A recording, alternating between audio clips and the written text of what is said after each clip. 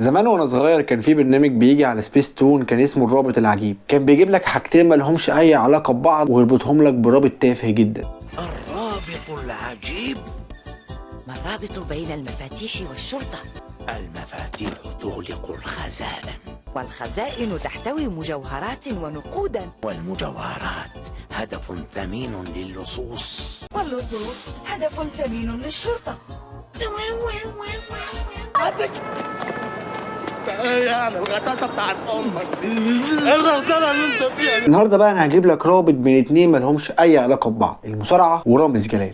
يعني اظن دلوقتي الناس كلها عارفه المصارعه وعارفه يعني ايه مصارعه، وعارفه ان المصارعه تمثيل. حتى الشخص اللي كان بيطلع من وسط الناس يقول لك المصارعه دي تمثيل بقى ياخد باله الناس كلها بقت تضحك عليه. اللي لسه ما يعرفش ان الناس عارفه ان المصارعه تمثيل وفاكر ان هو اذكى واحد في العالم والناس كلهم اغبياء وبيضحك عليهم، ده هنستبعده من النقاش خالص، ده ربنا معاه. هنمسك الناس اللي مش عاجبهم فكره انك بتتفرج على مصارعه تمثيل، يسال ويقول انا ليه هتفرج على حاجه مش حقيقيه. خليني بس اقول لك كده ومن البدايه ان المصارعه مش تمثيل ولا رياضه. بالمناسبه عروض المصارعه ليها مصطلح اسمه كي فيب، والمصطلح ده معناه ان هي حاجه تقدم على انها حقيقيه ولكنها مش حقيقيه. يعني بيقدم لك المحتوى ده بيقدمه لك في قالب حقيقي، بس انا وانت وهو عارفين ان هو مش حقيقي. حد هنا ممكن يتلخبط ويقول لي طب ما الافلام بتبان ان هي حقيقيه بس هي مش حقيقيه. هقول لك لا، في اختلاف. الافلام بتقدم كقصه عايزاك تعيش جوه العالم بتاعها وتفصل نفسك عن العالم الخارجي. الكيفيب حاجه عايزاك تعتقد ان ده حقيقي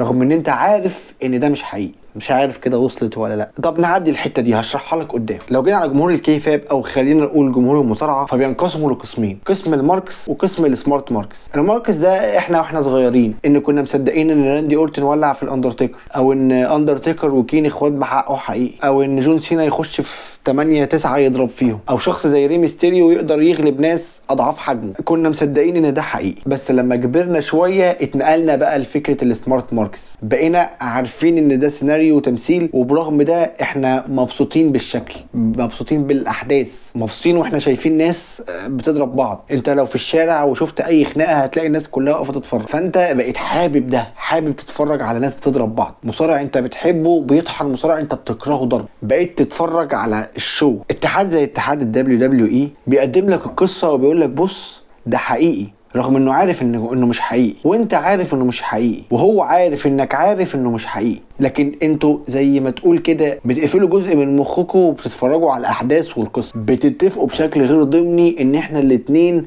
هنصدق ان ده حقيقي. بتغيب فكره ان ده مش حقيقي عشان تستمتع بالمنتج ده. ده مش بيفكركم بحاجه؟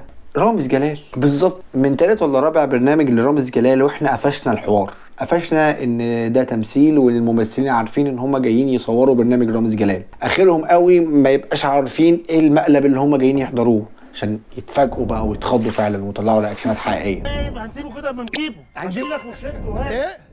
لكن هم بيبقوا جايين وعارفين احنا جايين نصور المقلب، احنا واخدين اجازه من التصوير او واخدين اجازه من التدريبات لو انت لاعب كوره عشان رايحين نصور برنامج رامز جلال. والممثلين ولاعيبه الكوره بيقولوا ان هم مسافرين يصوروا برنامج رامز جلال من قبل ما البرنامج يتعرض بشهر. فكره بقى انك لسه بتتابع رامز جلال دلوقتي وانت ستيل بتتفرج، ستيل عايز تشوف الممثل وهو بيتشقلب، عايز تشوف الممثل وهو بيتخض من الفرقعه، عايز تشوف الممثل انت بتحبه ورامز جلال بيتريق عليه وبتقعد تضحك رغم انك عارف ان ده مش حقيقي. فكرني بقى ايه اسم الكلمه لحاجه بتتقدم على انها حقيقيه وهي مش حقيقيه؟ انت مش مركز؟ مش مركز؟ لا بهزر جدع، كنت بختبرك. كيفاب نفس المصطلح اللي بينطلق على المصارعه. انت شخص بقى اهتمامك الشو، العرض نفسه اللي بيتقدم. انت لو شفت خناقه في الشارع هتقف تتفرج، كده بتحب المصارعه. لو شفت حد بيفرقع صاروخ جنب واحد وتخض هتتفرج. عشان كده انت ممكن مثلا بتحب برنامج رامز. وعلى فكره في محتوى كتير على النت بيبقى كفايه، زي الوقت مثلا اللي بيقعد يرش ميه على الشخص اللي وراه ده، الشخص يقعد يبص في كل الاتجاهات الا الاتجاه اللي جه منه الميه، وبتبقى باينه قوي ان ده تمثيل، بس هو بيتقدم لك ان انا بعمل مقالب حقيقيه. والشخص بيكتشف مين بقى اللي رش عليه الميه في اخر الفيديو، بيخليك قاعد تتفرج لحد اخر الفيديو. انت ب2 جنيه ذكاء هتعرف ان ده تمثيل. او الشخص اللي بيقعد يستفز الناس في الجيم مثلا ويجيب لك بقى الكاميرا متصوره من بعيد وكانه مش واخد باله، وتقعد لاخر الفيديو مستني الشخص ابو عضلات يمسكه ويضربه، وغيره وغيره من المحتويات. حاجه زي دي اسمها كيفاب، زي المصارعه وزي رامز جلال. وده الرابط العجيب اللي كنت بقولك عليه من اول الحلقه. انت ما ينفعش كشخص تكون بتتفرج على رامز جلال وبتحبه وتعيب على واحد بيتفرج على مصارعه، او العكس تبقى تبقى بتتفرج على مصارعه وتعيب على حد بيحب برنامج رامز جلال. انتوا الاتنين حرفيا بتتفرجوا على نفس الحاجه باختلاف بس النوع. اللي عايز اوصله هنا ان انت حر تتفرج على اللي انت عايزه، ومحدش ليه سلطه عليك انه يقول لك انت بتتفرج على ايه او يتهمك باي حاجه يحسسك انك مكسوف من اللي انت بتتفرج عليه. فاللي يساعدك انك ما تبقاش مكسوف من صاحبك اللي يقول لك انت بتتفرج على تمثيل، انك تبقى فاهم كويس انت بتتفرج على ايه. ولو انت شخص مش بتحب الكيفاب اساسا، ما تتريقش على ذوق حد بقى بيحب المصارعه، بيحب برنامج رامز جلال، او بيحب اي حاجه تانية، ده شيء بيرجع له، وكل واحد حر في اللي هو يحب يتفرج عليه. لكن اهم حاجه انك تعمل لايك لو عجبتك الحلقه، وتشترك في القناه وتفعل علامه الجرس، وتعمل الحلقه شير، وتقول لي بقى تحت في الكومنتات ايه اخر حاجه كنت مصدق ان هي حقيقيه في المصارعه قبل ما تعرف ان هي تمثيل. شكرا.